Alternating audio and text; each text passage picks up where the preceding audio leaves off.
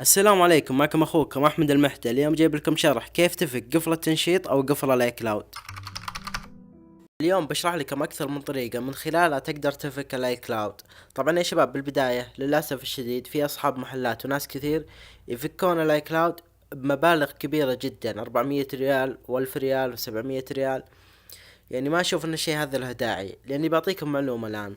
فك الاي كلاود تقريبا مجاني، يعني اغلب الطرق اللي يستخدمونها او الطريقة اللي ماشية هي الطريقة المجانية. فليه يجي واحد يفك الاي كلاود بشكل مجاني وياخذ مبلغ كبير مثل كذا؟ آه اليوم بشرح لكم اكثر من طريقة، واوعدكم وعد اذا المقطع هذا وصل 200 لايك بنزل لكم طريقة كيف تفك الجوال خلال ربع ساعة، وطريقة مضمونة 100%. اليوم بشرح لكم اكثر من طريقة. اول شيء ببدأ بالطريقة الاساسية واللي ماشية واللي اغلب الناس تمشي عليها، اللي هي تتواصل مع دعم ابل. طبعا ابل عندهم ارقام للعرب، تتصل عليهم ويساعدونك. طبعا بعطيكم معلومة، الارقام هذه ارقام مجانية، يعني ما راح ياخذون عليك رصيد.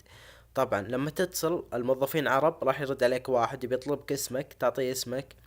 بعدها بيطلبك الايميل اللي كان على الجهاز مقفل، تقول له انا عندي قفل التنشيط، بيقول لك تذكر الايميل اللي كان على الجهاز.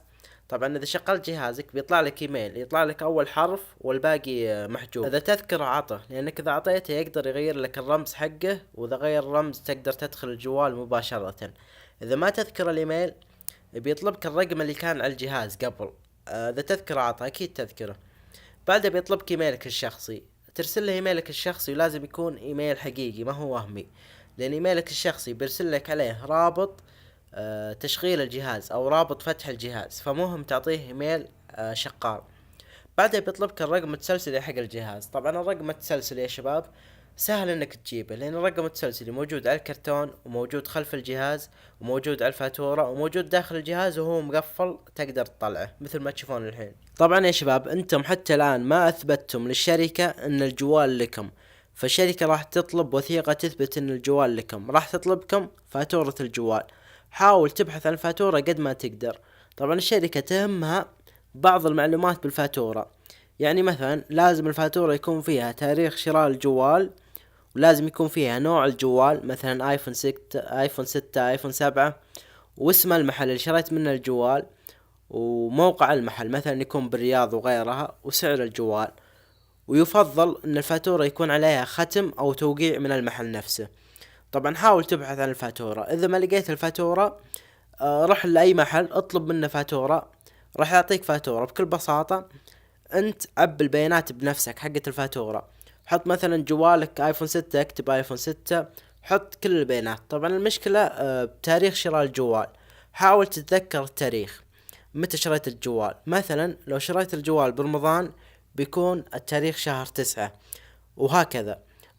او مثلا اذا صورت صورة بالجوال اول ما شريته والصورة موجودة بجوال ثاني عندك، روح لتفاصيل الصورة بيطلع لك تاريخ تصوير الصورة. طبعا اذا حاولت تتذكر التاريخ وما حصلته مرة، بكل بساطة روح لجوجل واكتب اي بي انفو، بيطلع لك اكثر من موقع، ادخل اي موقع منها. الموقع بيطلب منك الرقم التسلسلي حق جوالك، بكل بساطة دخله وبيعطيك معلومات عن الجوال، ومن ضمن هذه المعلومات تاريخ شراء الجوال. خذ التاريخ واكتبه بالفاتورة وارسل الفاتورة لابل. طبعا ابل خلال اليومين او اقل راح يردون عليك بالقبول او الرفض، غالبا ان شاء الله انهم يقبلون. لكن اذا رفضوا في مواقع اجنبية تفك لك الجوال بمبلغ 200 ريال من دون فاتورة، بس ترسل لهم الرقم التسلسلي. طبعا اذا تعرف المحل اللي شريت منه الجوال ومتأكد منه، روح للمحل واطلب منه فاتورة الجوال اللي من الموزع. طبعا المحل بيجيب الجوال من موزع توقع وعنده فاتورة، الفاتورة ما تروح، اطلبها منه ومن حقك انك تطلبها. اذا اعطاك ارسلها لابل وراح يفتح جوالك. طبعا في طريقة ثانية مضمونة 100%، الطريقة هذه من خلالها تقدر تفتح جوالك خلال ربع ساعة بس. راح انزل الطريقة هذه اذا وصل المقطع هذا 200 لايك. اذا عجبك المقطع واستفدت منه لا تنسى تشترك بالقناة وتسوي لايك، ويعطيك الف عافية على المشاهدة.